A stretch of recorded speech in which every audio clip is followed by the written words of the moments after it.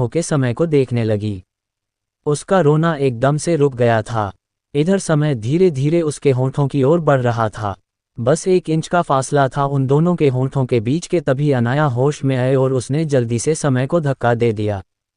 समय इस अचानक हुए हमले के लिए तैयार नहीं था और वो पीछे की ओर गिर गया।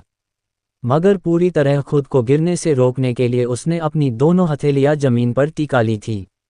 वो हैरानी से अनाया को देख रहा था।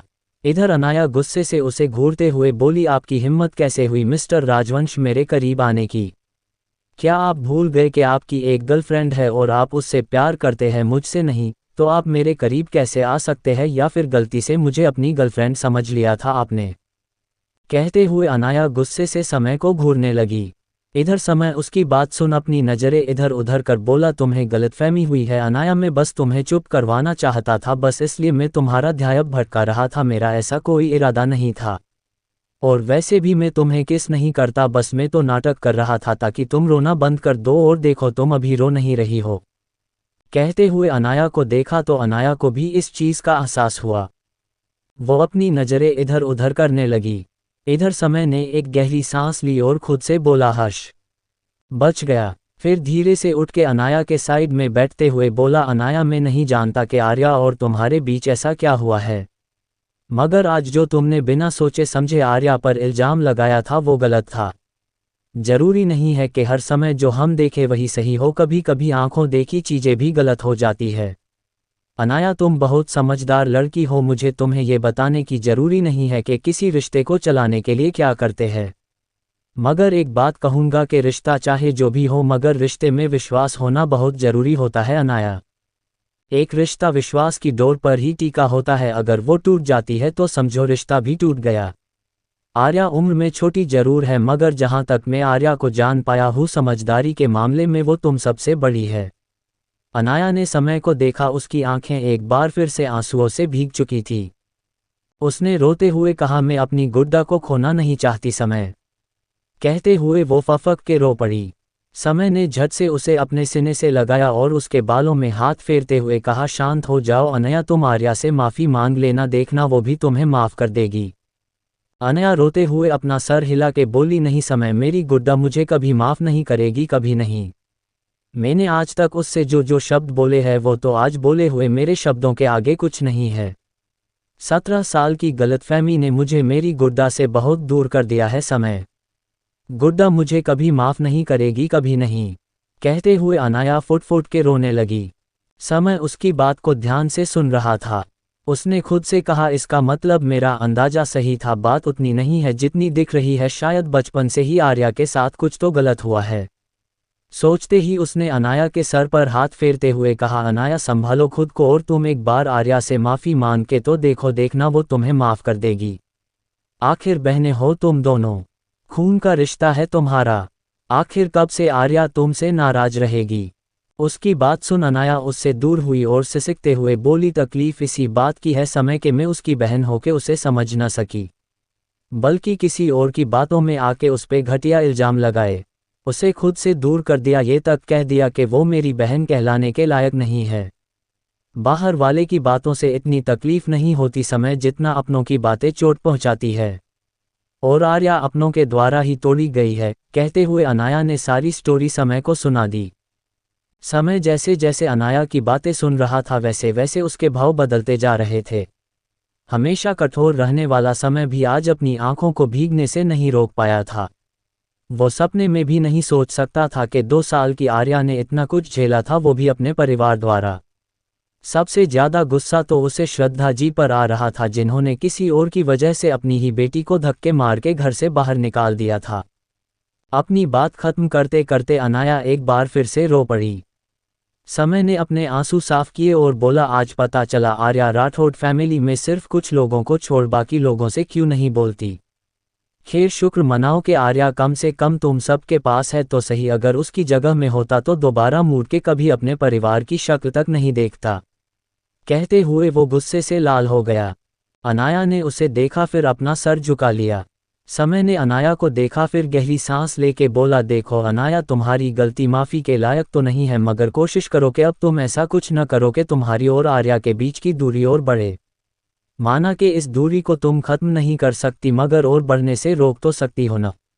और क्या पता तुम्हारी यही कोशिश एक दिन उस बीच की दूरी को कम कर दे।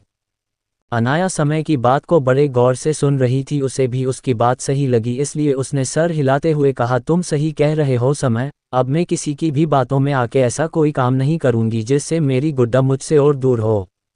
इन 17 सालों की दूरी ने मुझे मेरी गुड्डा से दूर और मायरा के करीब कर दिया था, मगर अब नहीं, अब मैं अपनी की हुई हर गलती को सुधारूंगी। उसकी बात सुन समय के होंठों पर मुस्कान आ गई। इधर चेंजिंग रूम की खिड़की पर खड़ा मृदुल भी अनाया की सारी बातें सुन चुका था। आंसुओं से लबालब आंखें लिए वो वहां से चला गया। इधर वार्ड के अंदर दादाजी हैरानी से आर्या को देख रहे थे, क्योंकि दादी माँ ने उन्हें बता दिया था कि आर्या ही डॉक्टर संजीवनी है और उसने ही आपकी सर्जरी की थी। ये सुनने के बाद ही दादाजी एकटक आर्या को हैरान से देख रहे थे। अक्षत दादाजी के पास आके बोला, दादाजी इतना क्या हैरान हो रहे हैं, इतना तो मैं भी नहीं हुआ था। दादाजी अपने होश में आते हुए आर्या से, मगर तुम तो शुरू से ही बिजनेस की पढ़ाई कर रही थी, फिर ये डॉक्टर कैसे बन गई। आर्या गहरी सांस लेके, दादू बचपन से ही मैं एक डॉक्टर बनना चाहती थी, मगर साथ में बिजनेस में भी रुचि थी, तो बिजनेस के साथ साथ मेडिकल की भी पढ़ाई की थी। दादू उसे घूरते हुए, मगर डॉक्टर संजीवनी तो 11 साल की उम्र ही सर्जरी परफॉर्म करती थी। ये बात सब जानते हैं कि डॉक्टर संजीवनी की उम्र काफ़ी कम है। दादी माँ उनके पास आके, तो क्या आपको अपनी पोती के दिमाग पर शक है। ये चीज़ तो आप भी जानते हैं कि ये बचपन से ही बाकी के सभी बच्चों के कितनी ज़्यादा एक्टिव थी। जहाँ बच्चे 1 साल के होने के बाद थोड़ा थोड़ा बोलने लगते हैं, वहाँ ये 1 साल की बिल्कुल साफ बोलने लग गई थी। इसका माइंड तो बचपन से ही काफ़ी तेज चलता है, तो कैसे आपको इस पे शक हो रहा है। दादाजी सर हिला के, शक नहीं कर रहा, मुझे अपनी पोती पर खुद से ज़्यादा भरोसा है, मगर फिर भी मैं जब भी इससे मिलने जाता था इसने कभी भी इस चीज़ का जिक्र ही नहीं किया था। आर्या दादाजी का हाथ पकड़, दादू पहले सोचा था कि डॉक्टर बन के उसके बाद आपको बताऊंगी, मगर उसके बाद कभी मौका ही नहीं मिला। वीर दादाजी उनके पास आते हुए, अरे अब बस भी कर, वैसे भी तुझे तो खुश होना चाहिए कि आर्या इतनी बड़ी डॉक्टर है। दादाजी मुस्कुरा कर, वीरे खुश तो मैं इतना हूँ कि अब मुझे किसी दवाई की भी ज़रूरत नहीं है, आर्या की ये पहचान जान के ही मैं ठीक हो गया हूँ। उनकी बात पर सब मुस्कुरा दिए। आर्या भी मुस्कुरा दी। सब एक एक कर दादाजी से मिलने लगे। कुछ देर बाद आर्या दादाजी से बोली, दादू अभी आप आराम करिए, आपके लिए ज़्यादा बोलना ठीक नहीं है, आपके हॉर्ट पर असर होगा। दादाजी मुँह बना के, अभी थोड़ी देर पहले आराम ही तो कर रहा था, और कितना करूँ। आर्या उन्हें कंधों से पकड़ लेटाते हुए, जितना हो सके उतना आराम करिए ताकि आप जल्दी ठीक हो सके। दादाजी फिर से कुछ कहने को हुए कि तभी आर्या ने उन्हें आंखें दिखाए। दादाजी अच्छे बच्चे के जैसे चुपचाप लेट गए। वही बाकी सब ये देख मुस्कुरा रहे थे। दवाइयों के असर से दादाजी को जल्दी ही नींद आ गई। आर्या वहां एक नस को छोड़ बाकी सबके साथ बाहर आ गई। रुद्राक्ष जी आर्या, रिधम, करण और अक्षत को देख बोले, तुम चारों भी अब घर जाओ और थोड़ा आराम करो, कल से यही हो। मैं और आदि है यहाँ। रिधम ने सर हिला दिया। चारों वहां से घर के लिए निकल गए। उनके जाने के बाद अद्विक जी का चेहरा गंभीर हो गया। उन्होंने मायरा को देखते हुए कहा, मायरा तुम भी घर जाओ, कुछ देर में आता हूँ, मैं कुछ सवालों के जवाब चाहिए तुमसे। उनकी बात सुन मायरा के माथे से पसीना आने लगा। वही शैलजा जी उसका हाथ पकड़ वहां से चली गई। रुद्राक्ष जी ने बाकी सबको भी भेज दिया। अब वहां रुद्राक्ष जी, अद्विक जी के साथ दादी माँ और वृंदा दादी थी। वीर दादाजी और नाना जी कुछ देर में वापस आने का बोल वहां से निकल गए। इधर रिधम और आर्या घर आने के बाद दोनों फ्रेश हुए, फिर रिधम आर्या को आराम करने को बोल अपने ऑफिस चला गया। रुद्राक्ष जी के ऑफिस को अब वही संभाल रहा था। कैबिन के अंदर रिधम अभी अभी एक मीटिंग अटेंड करके आया था। वो अभी अपनी कुर्सी से अपना सर लगा के बैठा था कि तभी उसका फ़ोन बजा। रिधम ने बिना देखे कॉल अटेंड किया और अपनी ठंडी आवाज़ में बोला, हेलो। तभी सामने से एक प्यारी सी आवाज़ आई, कैसे हो शोना, क्या मैं तुम्हें याद हूँ। उस आवाज़ और बात को सुन रिधम की आंखें झटके से खुल गई। इस वक्त उसकी आंखें आग उगल रही थी। एक बार फिर से सामने से आवाज़ आई, मैं तुम्हारे पास आ रही हूँ शोना, तुम्हारे लिए एक सरप्राइज लेके। इतना बोल सामने से कॉल कट हो गया। वही रिधम ने गुस्से से फ़ोन को सामने दीवार पर फेंक मारा और इसी के साथ उसने चीखते हुए अपनी डेस्क टेबल को धक्का देके गिरा दिया। रिधम की गुस्से से सांसें फूलने लगी थी। वो लंबी लंबी सांसें लेके खुद को शांत करने की कोशिश कर रहा था। तभी कैबिन का दरवाजा खुला और नीर रिधम का दोस्त अंदर आया। ऑफिस का ये हाल देख उसकी आंखें चौंधी हो गई। वो जल्दी से नीचे कांच से बचते हुए रिधम के पास गया और उसे अपने गले से लगा के शांत करने की कोशिश करने लगा। मगर रिधम का गुस्सा शांत होने के नाम ही नहीं ले रहा था। नीर उसे शांत करते हुए, रिधम शांत हो जा भाई, कुछ नहीं हुआ है, शांत रह। रिधम गुस्से से उसे झटक के, कैसे शांत रहूं नीर, कैसे? उसने मुझे कॉल किया और बोल रही थी कि वो इंडिया आ रही है मेरे लिए सरप्राइज लेके। समझ नहीं आ रहा आखिर क्यों ये मेरे पीछे पड़ी है, मुझे चैन से जीने क्यों नहीं देती नीर। अगर इसके बारे में जाना को पता चल गया तो और उसने मुझे छोड़। ये बोलते हुए रिधम चुप हो गया और बदहवासी में अपना सर ना में हिलाते हुए, नहीं नहीं मेरी जाना, मुझे नहीं छोड़ सकती, नहीं छोड़ सकती, मैं मर जाऊंगा उसके बिना। कहते हुए रिधम कैबिन में बनी उसकी पर्सनल लिफ्ट में चला गया जो सीधा पार्किंग एरिया में खुलती है। नीर बस उसे जाते हुए देख रहा था। उसकी बातें सुन वो भी शौक में था और रिधम को जाते हुए देख रहा था।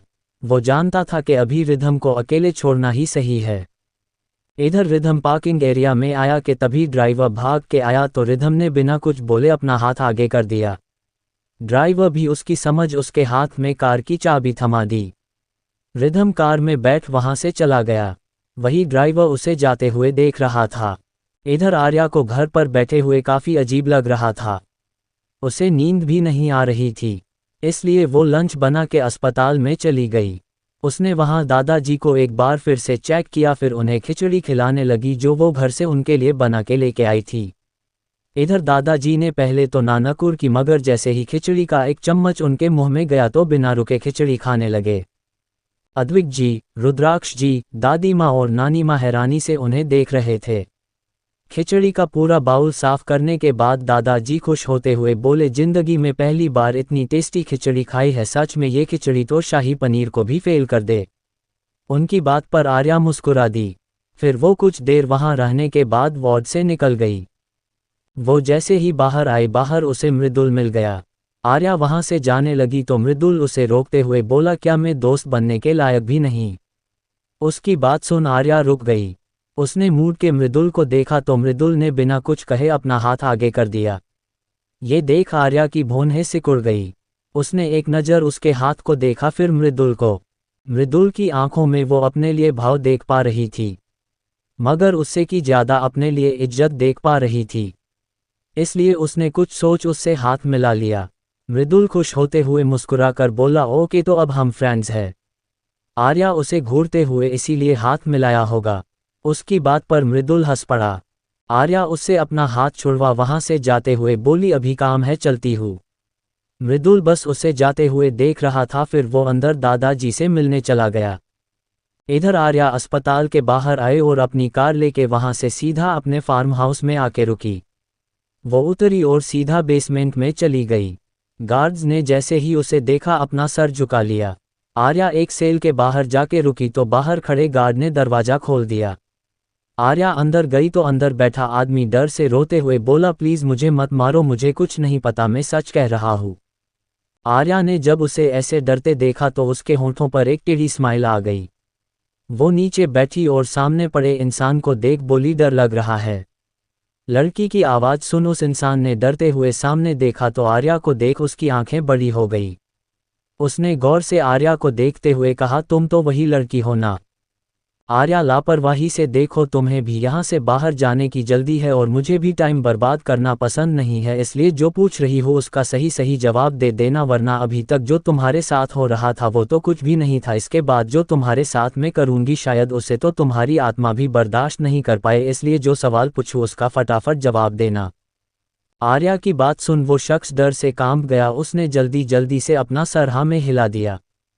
आर्या उसे देखते हुए, तुम्हें ड्रग्स कौन देता है कॉलेज में? वो लड़का डरते हुए, लगभग 1 महीने पहले ये ड्रग्स मुझे कॉलेज के पीछे वाले गार्डन में मिला था। मुझे नहीं पता कि वहाँ इसे कौन रख के गया था, मगर उसी दिन से मुझे इसकी लत गई थी। कुछ दिन ऐसे ही चलता रहा, मैं रोज वहाँ जाता था और ड्रग्स का पैकेट मुझे वही मिलता था। मगर कुछ दिनों बाद जब एक दिन मैं वहाँ गया तो वहाँ बस एक चिट्ठी थी जिसमें लिखा था, अगर ड्रग्स चाहिए तो पैसे रखो, उसके बाद ही मिलेगा। मैं उस वक्त ड्रग्स का आदी हो चुका था, मुझे किसी भी हालत में ड्रग्स चाहिए ही था, इसलिए मैं फिर वहाँ रोज पैसे रखते हुए और उसके 1 घंटे बाद मेरे फ़ोन पर मैसेज आता और वापस से उसी जगह जाने पर मुझे वहाँ पैकेट मिल जाता। इसके अलावा मुझे और कुछ नहीं पता। आर्या गौर से उस लड़के को देख रही थी, उसे देख ही लग रहा था कि वो सच बोल रहा था। आर्या ने एक गहरी सांस ली, फिर उठते हुए बाहर आके उस बॉडीगार्ड्स को अपने पॉकेट से एक दवाई की बोतल देते हुए बोली, रोज इसे खाने के बाद ये दे देना और 5 दिनों बाद जब इसके ड्रग्स की लत छूट जाए तब ये एक और बोतल निकालते हुए बोली, देके इसे इसके घर छोड़ देना। बॉडीगार्ड ने बिना कोई सवाल किए दोनों बोतल लेके सर हिला दिया। आर्या वहां से बाहर आ गई। तभी उसके पास करण का कॉल आया। उसके पिक किया तो करण बोला, थोड़ी देर लिए कंपनी आओ, कुछ काम है। आर्या वहां से सीधा कंपनी के लिए निकल गई। रात के 10 बजे आर्या अभी भी कैबिन में बैठी अपना काम कर रही थी। उसने पहले ही करण को घर भेज दिया था और करण ने घर पर बता दिया था कि आज आर्या को उसकी कंपनी में कुछ काम है, इसलिए वो थोड़ा लेट आएगी।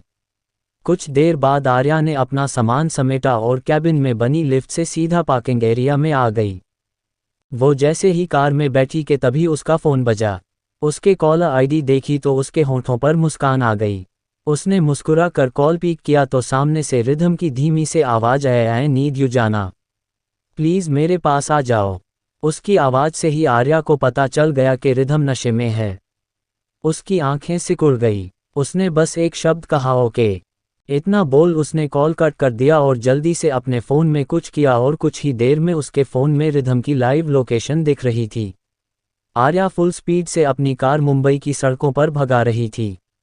10 मिनट में वो उसी लोकेशन पर थी। वो कार से बाहर आए और इधर उधर नजरें घुमाई। इस वक्त वो बीच पर थी जो इस वक्त पूरा खाली था। एक भी इंसान वहां नहीं था। आर्या आगे बढ़ी और इधर उधर अपनी नजरें घुमा के रिधम को ढूंढने लगी। कुछ ही देर में उसे एक बड़े से पत्थर के पीछे एक हाथ हिलता हुआ नजर आया। आर्या उस ओर बढ़ गई। उसने जैसे ही पत्थर के पीछे झांका तो रिधम अपने हाथ में शराब की बोतल लिए बैठा था और वो लगातार बस शराब पिए जा रहा था। इस वक्त उसकी हालत बहुत ही खराब थी। बाल बिखरे हुए थे, कपड़ों पर मिट्टी लग चुकी थी, चेहरा के साथ साथ आंखें भी पूरी लाल थी। अब ये गुस्से से थी या रोने की वजह से, ये तो बस रिधम ही जानता था। उसकी ऐसी हालत देख आर्या ने कस के अपनी आंखें बंद कर ली। आर्या आगे बढ़ी और रिधम के कंधों पर हाथ रख बोली, री। आर्या की आवाज़ सुन रिधम ने झट से ऊपर देखा। आर्या को देख उसके होठों पर बड़ी सी स्माइल आ गई। उसने आर्या के हाथ पकड़ खिंचा और उसे अपने बगल में बैठा के बोला, जाना तुम सच में आ गई। कहते हुए वो काफ़ी खुश हो गया। आर्या एकटक उसे देख रही थी, फिर आगे बढ़ उसके चेहरे को अपने हाथों में थाम के बोली, ये क्या हालत बना ली है अपनी री, आखिर ऐसा भी क्या हो जो तुम इतने परेशान हो गए हो। आर्या की बात सुन रिधम मासूमियत से उसे देखते हुए, जाना मैं तुम्हें सब बताऊंगा मगर तुम प्रॉमिस करो कि मुझे छोड़ के नहीं जाओगी। आर्या उसके माथे पर किस करते हुए, री तुम्हारी जाना, तुम्हें कभी छोड़ के नहीं जा सकती और ही मैं कभी जाऊंगी, आई प्रॉमिस। रिधम उसकी आंखों में देख, वो आ रही जाना। उसने मुझे कॉल किया और बोला कि मैं आ रही हूँ, और तुम्हें पता है उसने कहा कि मेरे लिए एक सरप्राइज भी लेके आ रही है। मुझे उससे कुछ नहीं चाहिए जाना, कुछ भी नहीं। तुम उससे बोलना कि वो वापस चली जाए, ओके, बोलोगी ना। कहते हुए रिधम आर्या को देखने लगा। आर्या बिना किसी भाव के रिधम को देख रही थी। रिधम ने जब आर्या को ऐसे चुप देखा तो जल्दी से उसके पास आके उसके चेहरे को अपने हाथ में लेके लगभग रुआसी आवाज में बोला, जाना मेरा यकीन करो, मैंने कुछ नहीं किया था उसके साथ। ना जाने उसे कौन सी गलतफहमी हुई है, वो कहती कि उस दिन उसके साथ में था और मैंने, मगर मैं एक लड़का हूँ जाना, मुझे अच्छे से पता है मैंने उसके साथ कुछ नहीं किया जाना, कुछ भी नहीं, प्लीज़ मेरा यकीन करो। मैंने तुम्हें धोखा नहीं दिया है जाना, नहीं दिया तुम्हें धोखा, प्लीज़ मुझे छोड़ के मत जाना। कहते हुए रिधम ने अपना सर आर्या के कंधे पर रख दिया। आर्या ने अपना सर झुका के रिधम को देखा। इस वक्त आर्या को देख के कोई नहीं बता सकता था कि आर्या के मन में क्या चल रहा था। ना कोई दुख ना कोई खुशी, उसका चेहरा एकदम सपाट था। उसने एक गहरी सांस ली और रिधम को संभाल के उठाया और उसे सहारा देके कार के पास लेके आए और उसे अच्छे से कार में बैठाने के बाद वो खुद बैठी और कार स्टार्ट कर वहां से चली गई। रात के 2 बजे आर्या बालकनी में खड़ी एकटक काले आसमान को देख रही थी। उसके कानों में बार बार रिधम के शब्द गूंज रहे थे। उसने अपना फ़ोन लिया और कॉल किया। सामने से कॉल पिक होते हुए उसने बिना अगले इंसान की बात सुन कहना शुरू किया, एक नंबर सेंड कर रही हूँ, कल सुबह तक उसकी सारी जानकारी मुझे मिल जानी चाहिए, सारी मतलब सारी, अगर कुछ छूटा तो मैं तुम्हें तुम्हारी सांसें छोड़ने पर मजबूर कर दूंगी। इतना बोल उसने कॉल रख दिया। वो मूड के रूम में आ गई। उसने एक नज़र बेड पर सोते हुए रिधम को देखा, फिर गहरी सांस लेके बेड पर जाके लेट गई। वो जैसे ही लेटी के तभी रिधम का हाथ उसकी कमर पर आया। उसने मूड के देखा तो नींद में उसका हाथ उसकी कमर पर लगा था। उसने मूड के रिधम की ओर चेहरा कर लिया और प्यार से उसके चेहरे को निहारने लगी। अगली सुबह आर्या को आज कॉलेज जाना था और उससे पहले उसे दादाजी के पास अस्पताल जाना था, इसलिए वो जल्दी ही उठ के रेडी होके जा चुकी थी। सुबह 8 बजे रिधम की आंखें खुली। उसने बेड के साइड में हाथ फेरा मगर वो जगह खाली पाकर वो झट से उठ गया। तभी उसने अपना सर पकड़ लिया। उसका सर हद से ज़्यादा दर्द कर रहा था। उसने अपने दर्द को इग्नोर किया और आंखें खोल इधर उधर देखा तो उसे आर्या कहीं नजर नहीं आई। वो जल्दी से उठा और बाथरूम में गया तो आर्या वहीं भी नहीं मिली। तभी उसकी नज़र घड़ी पर गई जहां 8 बज रहे थे। रिधम ने टाइम देखा तो हैरान हो गया। उसने हैरानी से कहा, 8 बज गए और मैं अभी तक सो रहा हूँ, जाना ने मुझे उठाया क्यों नहीं? तभी उसकी नज़र बेड के साइड टेबल पर गई जहां उसे एक नोट दिखा। उसने जल्दी से जाके नोट को लिया और पढ़ने लगा। टेबल पर ब्लैक टी रखी है, पी लेना, और साथ में नाश्ता भी रखा है, कर लेना। पास में ही सर दर्द की दवा है, उसे भी याद से ले लेना। दादाजी से मिलने जाना था इसलिए घर से जल्दी निकल गई हूँ, और तुम्हें इसलिए नहीं उठाया क्योंकि तुम्हें इस वक्त आराम की ज़रूरत है। ओके, अपना ख्याल रखना। नोट को पढ़ रिधम के होंठों पर मुस्कान आ गई। उसने पहले ब्लैक टी पी जिससे उसके सर दर्द में थोड़ी राहत हुई। उसके बाद वो सीधा बाथरूम में चला गया। शावर के नीचे रिधम आंखें बंद किए खड़ा था। आर्या के नोट को याद कर अभी भी वो मुस्कुरा रहा था। तभी उसे एकदम से कल की बातें याद आने लगी। कैसे कल उसे वो कॉल आया था और उसके बाद रिधम ऑफिस से सीधा अपने फार्म हाउस गया। वहां खूब ड्रिंक करने के बाद वो बोतल लेके वहां से बीच पर आ गया था। कैसे उसने नशे की हालत में आर्या को फ़ोन करके खुद के पास बुलाया, फिर आर्या से कही गई बातें। रिधम को एक एक कर सब याद आने लगा। सब याद आते ही वो अपना सर पकड़ वहीं बैठ गया। ये सारी बातें रिधम के सर पर जैसे किसी हथौड़े की तरह वार कर रही थी।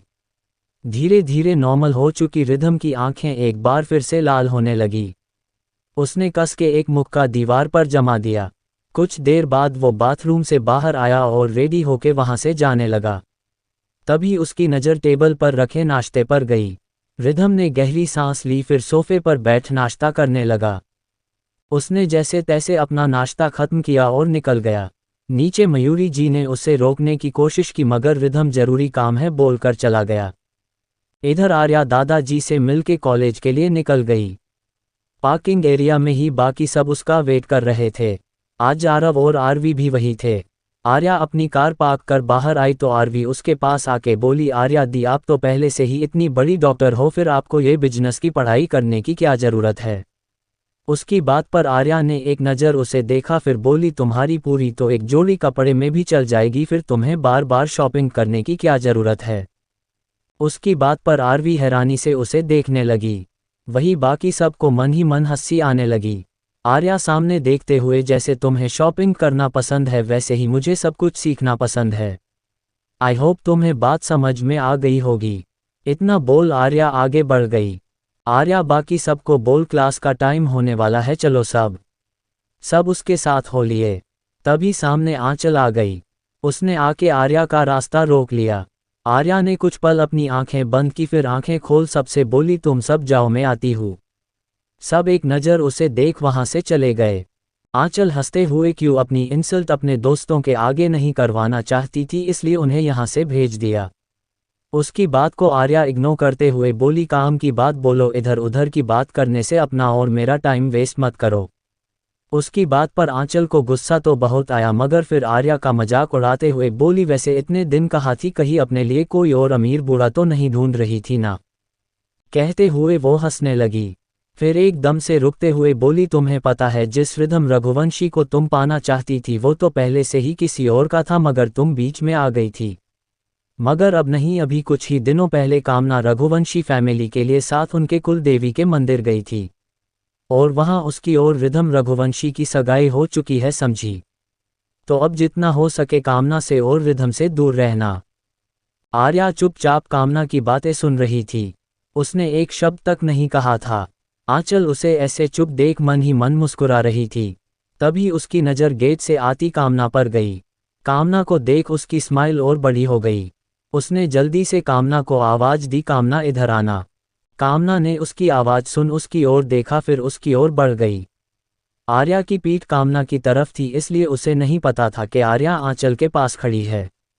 कामना जाके उन दोनों के पास खड़ी हो गई। आंचल कामना का हाथ पकड़ उसे आर्या के सामने करते हुए, ये देखो आर्या, ये है रघुवंशी खानदान की होने वाली बहू और रिधम रघुवंशी की होने वाली पत्नी। फिर आर्या के पास आके उसकी आंखों में देख, तुम उसकी कुछ नहीं हो। तुम्हारी खूबसूरती में रिधम जीजू थोड़ा बहक जरूर गए थे, मगर उन्हें अच्छे से पता है कि कौन उनके लिए सही है और कौन नहीं। वैसे भी जो पैरों की जूती के बराबर भी नहीं है, उसे अपने सर का ताज कौन बनाएगा, कहते हुए वो हंसने लगी। इधर कामना तो आर्या को वहां देख पहले से ही शौक थी। वो खुद आज ही कॉलेज आई थी। ऊपर से आंचल की बातों से उसका तो सर ही घूम गया। उसे तो समझ ही नहीं आ रहा था कि आखिर आंचल को सच कैसे बताए। उसने डरी हुई आंखों से आर्या को देखा, जो उसे ही बिना भाव के देख रही थी। एक पल को कामना की आंखों में कुछ भाव आए, फिर उसने खुद को संभाल आंचल का हाथ पकड़ बोली, आंचल तुम्हें सोच समझ के बोलना चाहिए आर्या से। ये कैसे बात कर रही हो तुम, और तुम्हें गलतफहमी हुई है मेरी सगाई रिधम से। आंचल उसे रोकते हुए, देखो कामना, ये जो लड़की तुम्हारे सामने खड़ी है, ना भूलो मत, इसने जीजू को तुझसे छीनने की कोशिश की है। वो तो भला हो उनके पापा का, जो उन्होंने पहले ही रिधम के लिए तुझे पसंद कर लिया था और अपने कुल देवी के मंदिर जाके तेरी सगाई करा दी। वरना ये लड़की जीजू को पूरा पाने वक्ष में कर लेती तो। ये लड़की तेरी दया के काबिल नहीं है कामना। आंचल जो मन में आ रहा था वो बोले जा रही थी, ये बिना सोचे कि शायद आज उसकी इन बातों का अंजाम बुरा होने वाला है। वही जब कामना को लगा कि आंचल उसकी बात नहीं सुन रही थी, तो उसने आंचल का हाथ पकड़ा और वहां से ले जाते हुए बोली, आंचल चलो, मुझे तुमसे कुछ बात करनी है। इतना बोल वो आंचल को वहां से ले गई। इधर आर्या बस दोनों को जाते हुए देख रही थी। उसने एक टेढ़ी स्माइल के साथ खुद से कहा, बेवकूफ़ लड़की। इतना बोल वो वहां से अपनी क्लास में चली गई। लंच टाइम में कामना आंचल को लेके एक खाली कॉरिडोर में आई, क्योंकि अब तक उसे मौका ही नहीं मिला था कि वो कामना को सच बता सके, या यूं कहे उसकी हिम्मत नहीं हो रही थी सच बताने की। वही कामना को ऐसे चुप देख आंचल बोली, कामना आखिर बात क्या है, तुम उस वक्त भी मुझे वहां से खिंच के ले आई थी। अरे थोड़ा और सबक सिखाने देती उस बीच। कामना उसे रोकते हुए, आंचल प्लीज मत बोलो ऐसा कुछ भी के बाद में तुम्हें परेशानी हो। आंचल चिढ़ते हुए, क्यों ना बोलूं, वो लड़की जीजू को अपने जाल में फंसा रही है और मैं चुपचाप रहूं उसके सपने तेरी जगह पाने के लिए, और तू मुझे चुप कर रही है। और क्या हो जाएगा अगर मैंने इस लड़की को कुछ कहा तो? ये मिडिल क्लास लड़की मेरा कुछ नहीं बिगड़ सकती। तू बस इससे जीजू को दूर रख, समझी। फिर एकदम से खुश होते हुए, वैसे ये बता सगाई के वक्त रघुवंशी फैमिली ने तुझे क्या क्या गिफ्ट दिए थे? तभी उसकी नज़र कामना की रिंग फिंगर पर गई, जहां अंगूठी को ना देख उसने हैरानी से कहा, तूने इतनी जल्दी अपनी सगाई की अंगूठी क्यों उतार दी? फिर खुद ही जवाब देते हुए, अच्छा अभी तू कॉलेज में किसी को बताना नहीं चाहती कि तेरी सगाई रिधम जीजू से हो गई है? तभी कामना उसे रोकते हुए बोली, प्लीज़ आंचल मेरी बात सुनो, पहले मेरी कोई सगाई नहीं हुई है। कामना की बात सुन आंचल हैरानी से उसे देखने लगी। आंचल ये क्या बोल रही हो कामना, सगाई नहीं हुई है मतलब? तुम तो रघुवंशी फैमिली के साथ इसीलिए गई थी ना, फिर सगाई क्यों नहीं हुई? क्या कोई प्रॉब्लम हो गई है, या फिर जीजू ने उस आर्या की वजह से मना कर दिया? कामना उसे रोकते हुए, आंचल रिधम जी की शादी पहले ही हो चुकी है आर्या से। कामना की बात सुन आंचल को जोरदार झटका लगा। वो हैरानी से कामना को देखने लगी। कामना सर हिला के, हाँ आंचल, बहुत पहले ही उनकी शादी हो चुकी है और आर्या। मगर तभी उसकी पूरी बात सुने बगैर आंचल वहां से गुस्से से जाते हुए बोली, इस बीच को मैं छोड़ूंगी नहीं, इसकी हिम्मत कैसे हुई तुझसे रिधम जीजू को छीनने की? इतना बोल आंचल जल्दी से वहां से चली गई। इधर कामना उसे ऐसे गुस्से से जाते देख घबरा गई। मगर जल्द ही वो होश में आते हुए आंचल को रोकने के लिए उसके पीछे भागी, मगर आज आंचल की चाल कुछ ज्यादा ही तेज थी।